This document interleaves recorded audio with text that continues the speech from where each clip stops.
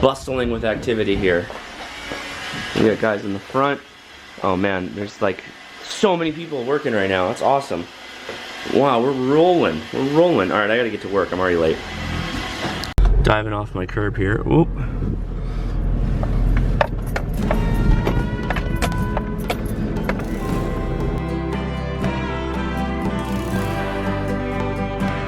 All right, I gotta talk about that. All right, California is plagued with traffic. All you guys know this. This is not new information. I'm not coming up with something new. This is just new stuff, right? When you get in an accident and your cars are drivable, get off the freeway. You're not so important that the cops are gonna come out and perform a forensic analysis of the accident. They don't care. Maintaining the scene of the accident is worthless. It is worthless. Just know what happened, write down what happened, get everybody's information, but do it off of the freeway. Get off the freeway.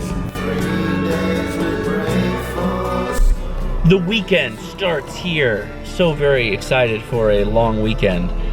Let's get into a little question of the day roundup, shall we? Good afternoon, everybody. Today is the question of the day roundup for the week of May 16th. I know I missed last weekend, but that's okay. I'm going to catch up on some of these days because we had the wedding, obviously, last week. So let's dive right into it. You guys understand the concept here. I'm going to walk through my favorite answers to the questions that I pose to you guys. Throughout my vlog, I always post usually a question of the day unless there's something like really crazy going on. So let's get started right off with number one. We are addicted to bread and circuses. And the question I ask is, what do you think like the biggest bread and circuses example is to today's society? And salt pork had the best answer, I think, personally. This is just me. I think that we have several potential things that can and do distract us from more important social and civil matters. But the first one that came to mind was the 24-hour news cycle. A vast amount of the content on cable news is talking heads arguing. It's commonly framed as an us versus them style argument, and as such, it's a way to distract people based on their opinion without actually accomplishing anything. We get nuggets of actual information in the dredge of hours of opinion-based rhetoric specifically meant to stir up voters. 100% I agree. The act of journalism itself is dead. We don't have journalists anymore that are just trying to convey information. See, even if you had people that are trying to be journalists first and editorializing things second, you would have much more information exchange than we have right now. Now it's all just pandering to a base and just perpetuating this concept of our side is right and we must force everyone else to believe the way we believe. That's just a totalitarian argument, whether you're left or right. If that's the way you're going and that's the way you see the world, then you're always going to see the world as our side versus them and not find any common ground that we're all equal people and can establish a certain baseline to build off of. Yeah, it's very frustrating. Number two, the Feel the Johnson video. I asked, what's keeping you in the two-party system? And a second question, what is the issue with Gary Johnson? If you have an issue, what is the problem? Bisquick 30-06 with the bullet right on the target. We are on the same page about this year's election. If there was ever a time to wake the hell up and stop voting for the same coin, the two-party system coin, it would be this time around. The bad news is that most people are still puking out the same rhetoric. We have to swallow this shit sandwich and keep candidate X out of office, which is always voting for the lesser of two evils. How do we get candidate X out of office? And it's always, well, you vote for the party that you most align with. The problem is that both parties are so disaligned with our basic beliefs now that all we have an option for is the lesser of two evils. But you're still voting for evil. Guess what? It's still evil. I've heard it every election since 1992, and nothing seems to be changing. I fear that this country is completely effed until people go hungry. As long as our poor are obese and more people have no idea what hardship is, nothing will change. And he is totally correct. People don't complain until babies start crying. And until babies start crying because they're not getting fed, people don't complain. And they'll just keep going down the apathetic road until they are starving and quivering masses of people who used to have rights and used to have belongings that exemplified their rights, like firearms. But until they get to that point, they have no clue. Episode, this was the 18th, Win Friends and Manipulate Children. And I asked, what am I thinking about when in the morning I put my bare feet on the carpet and they touch for the first time and I kind of go like this and make fists with my feet? Of course, I was referring to Die Hard. Die Hard is a Christmas tradition in my family, particularly because I keep dragging it along. I watch Die Hard every year, multiple times a year, but I always watch it at Christmas. Gun apocalypse. So last week in California, we had a series of 10 or 11 gun laws that came up for vote, and they all went through with flying colors. We had some senators that actively stood up and made a passionate argument against these laws, stating things like, these laws aren't stopping criminals from getting guns. And of course they're right, but of course that doesn't matter to the to the people that are voting for these things. And I was pointing to, this is an example of democracy. We don't have a republic anymore in California. They're not looking at the federal laws. They don't care about the Bill of Rights. They are a democracy. They're preaching their majority rule on the minority. In this case, the minority of gun owners. So I asked, how would you handle these ridiculous laws? L.A. Keaton Builder says, I think the easy thing would be move away. And I like, the reason why I picked his comment is because he's got both sides of the argument. He understands the duality and the complexity of life. And really, it's more than just two sides. It's more than a duality. It's very complex. And there's a myriad of arguments and answers. But the right thing to do is belly up to the bar and get behind, financially and by writing, calling, appearing, voicing your opposition to these draconian laws and backing any litigation opposing them. And he's right, and it's difficult, it's hard, it's really, really hard to go and make active forward progress to try and move the bar just a little bit more towards liberty and freedom. Particularly the freedom that we are lacking in California when it comes to gun ownership. But I'm stuck here, and that's not because I'm naive and think that it wouldn't be easier if I just left, and you probably would be, but I do actually love this state. I love the geography of the state. I love that my family, and I mean the entire family, is here. I have family that go back to times of before there were cars in this state. So how do you give up on a legacy? It's difficult. But I understand. I get the arguments, the anti-Californian arguments within the gun community. I get it. And you don't have to make the argument to me. I get it. So the day before the wedding for Darren, one of my bestest friends, I asked the question, have any of you been a best man or a groomsman? And if you had to give a speech, how was it? Wombat came back with not only the answer, but gave opinion and ideas of how he thinks that you could be a better best man if you had to give a speech. He said, I've been a best man twice and a groomsman once. Keep the speech heartfelt with just a touch of humor. Know your limitations enough to realize that you're not a comedian, and however funny you think you are, divide that in half. That's very, very good advice. The only thing that sucks worse than giving the couple a horrible best man speech is you bombing in front of everyone. And no embarrassing, cringeworthy stuff, or you'll just look like an ass. That is very succinct. Brevity is the soul of wit, and that is exactly what you should do if you're ever in that situation. Understand what your limits are, and then take your limits and kind of drop them down a little bit and realize that you're probably less funny than you think you are. Not that you're not funny and kill with your buddy. You kill with your buddy and your friends. You absolutely do. But when you're pitching to a crowd of grandmas and grandpas and moms and fathers that you probably don't know, you don't want to be bringing up all kinds of stuff that you probably shouldn't be talking about. So on my No Sugar, No Grain shopping video, I asked if anyone was familiar with number stations. And I appreciate this is one of my more rambling vlogs where I started out doing one thing and ended up just focusing on something completely different. I get like that. That's, most of us, so appreciate, you have to understand, I'm a dad, I've got 2 kids, I've got a young one at home, 2-month-old, and you take the time that you can and you grab at it, and you gotta go with what you have and the time you have. And so my vlogs are very much based on my scatterbrain kind of handling of life. And it's not that it's not focused, it's that I have to take the time when I get it, and I have to just dive in with both feet, and well, I don't dive with my feet first, but you get what I'm saying. You got to take the time when you can and really go after it, and I try to. So, number stations. KS Todd, I have listened to number stations. Now, I asked this question and I wanted to talk about it here for a very specific reason. There is a big difference between hearing number stations on YouTube and actually tuning the dial and finding a number station or actively looking for them. Number stations can be really disconcerting. They are kind of freaky when you hear this kind of disembodied robot voice telling numbers to people that are somewhat in the reception range of you, and they possibly are doing God knows what, and you have no idea what it's about. And since it harkens back to like Cold War era, you're saying to yourself, why do these still exist? What is this? Why is this a thing?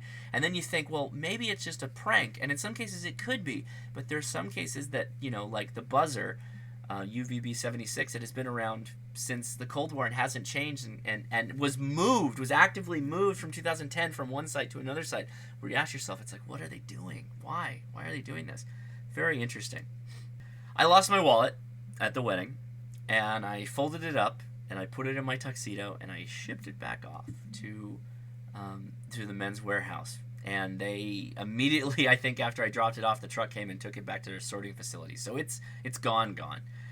So I asked, have you ever lost your wallet before? Salty Shellback, my man, you have like the luckiest situation of losing your wallet. I went camping in Potrero,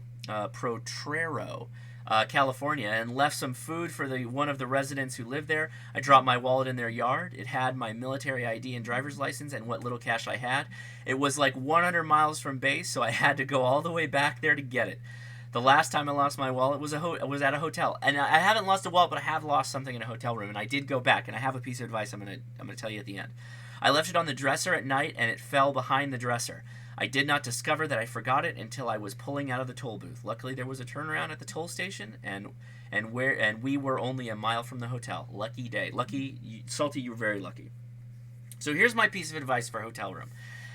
You can't do this at all hotels. It generally has to be a nicer hotel where somebody won't go in and vandalize a hotel. But what I generally like to do when I'm leaving a hotel room is open the door, and that little flipper arm thing, I like to flip that open, and I like to make it so that the door can't close with that flipper arm.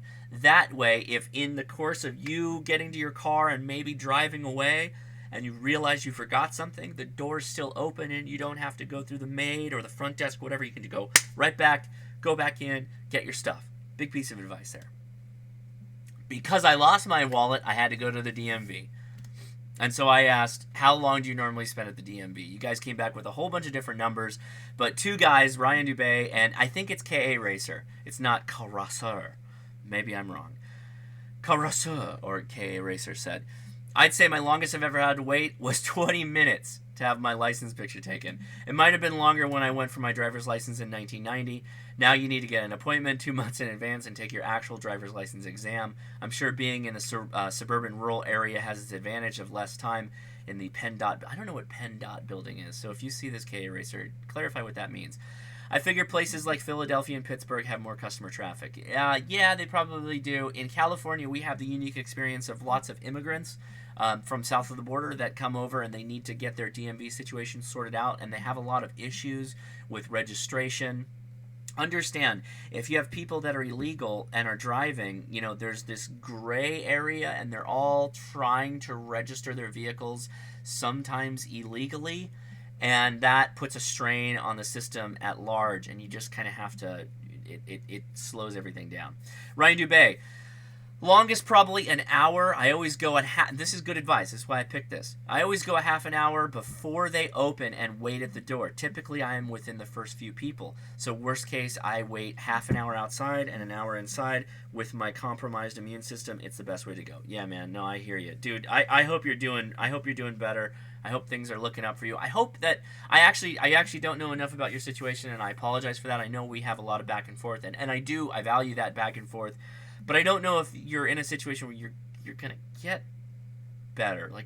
Like what's gonna happen? And I hope you don't mind me bringing this out in the vlog, but you know, it's something that comes up in my mind every once in a while, and just like to check in where I can. So I hope you're on the road to getting in the right place. So we have begun construction, and 2 days ago I did a vlog on just that very thing, and I asked, again, this is one of those tangent vlogs, started out talking about construction, and then I started talking about Papoon for president. Who is Papoon? And he is not insane. Question of the day from P226 Nut. Is that like the skeptic candidate for president, or is it like just a joke? So it is a joke, and it was made by the Fire Sign Theater. And I forgot to post a link in yesterday's vlog. I'll try to remember to do in this vlog and also yesterday's vlog. Fire Sign Theater is a very funny comedic troupe that does these. Think of like if you took Monty Python and the Jerky Boys and you mixed them up with like a radio tinge. That's Fire Sign Theater. Different skits. They're not pranking anybody, but it's radio comedy, a recorded comedy. Very funny group. If you can and you have not, check them out. Rocky Rococo and Deputy Dan, two very, very funny skits that they do. Lastly, how am I doing on No Sugar, No Grains? Another tangent vlog. Sorry about that. Actually, no, I can't really apologize. That's just the way I am. I mean, that's just kind of how these are going to go. I'm very sporadic, and I can't do as much as I try. I wish that I had the artistic bend that I could make these like one-off encapsulated little stories. The reality is those are kind of few and far between. I maybe do that once or twice every 2 weeks or so. I do my life, and I have so little time to focus on the creative aspects of the video making that just making the video becomes an effort in itself that I just got to do it for the sake of doing it, and I like engaging with you guys, and so that's why I keep doing it. When I can be artsy, like like my 15 steps to be the best groomsman / best man you can possibly be. If you haven't seen that, go back and check it out. It's one of the better videos I've done in a long time. I actually watched it once or twice since I posted it, which is kind of rare, and it put a smile on my face in the sense that I edited it and I felt pretty proud of the whole thing. So anyway, I asked, what is your best pick for these 3 songs? The musical score of Star Wars, Indiana Jones, and Superman. So I picked what best aligns with my belief. P226 Note again. Indiana Jones for show. And yeah, no, I agree. Indiana Jones, just hearing that gets me pumped. Star Wars has a very emotional attachment to me, and I love the score, but Indiana Jones is like, yes, when I hear that, I'm like, right on. Now, I don't feel necessarily the same way about Superman score. I like the Superman score. But your second statement, I know that the last one isn't a popular opinion. In my world, Superman is the single worst comic book property that's popular. I am not a fan. Now, I'm not that polarized in that camp, but I agree that Superman is possibly one of the most difficult comic book characters and heroes to wrap your mind around, because he is like this all-powerful being, and he's very, very difficult to write a story around that portrays him without being just overbearingly powerful and all the other heroes that he's fighting with. So what ultimately happens is they lower his power to make everybody else seem more powerful, or he's a badass and you don't need anybody else, right? Which betrays who he is as a comic book character. Very difficult. Very difficult to write Superman into a good comic book storyline, I think. You can disagree with me, of course, and if you do, post in the comments below. That is the question of the day roundup. I appreciate everybody. I do this because I appreciate you. I really, really do. So, as always, post your comments below. I always listen to them. Question of the day for the question of the day roundup. What was your favorite question of the day from the past 2 weeks or so? And who did you think was the best answer? You can disagree with me, and that's okay. Please give me a thumbs up. Please share this with your friends if you can. Maybe not this one, because that's not... they're not going to know what the hell's going on. But anyway, this is for you guys. I appreciate you, and I'll talk to you tomorrow. So I'm... not that I want to question anybody's work, how they do their job, but Leaving my pretty expensive plans out on the table here is not one of the things that I'm interested in doing. I'm just gonna take these back inside. This is nice. Cut out of work. I got all my hours in this week. Did a lot of stuff today, but decided I'm gonna take off, get ready for the weekend. Leia told me Charlotte needs to take a walk here. She got her business done post haste, and now it's kind of like I can turn back and start on my video. But I'm having fun. I'm out here with a beverage and my UV3R, which is still my like go-to carry radio for most days. Just listening to people on the repeater, talking to them a bit, hanging out. God, it's good. It feels really good. I love little walks like these. So nice. Can't wait till the house is done. Things are just so positive right now. Very positive. End of the video, and this is what we call a trailer. It's where I ask you, if you enjoyed the video, please give me a thumbs up. And if you'd like to see my day-to-day vlogs, hit subscribe. And if you want, I've got a whole playlist with over 700 videos just talking about stuff that you just watched. So if you enjoy all of that, go check that out too. I really appreciate you coming. Comment below. I engage with everybody, and thanks a lot.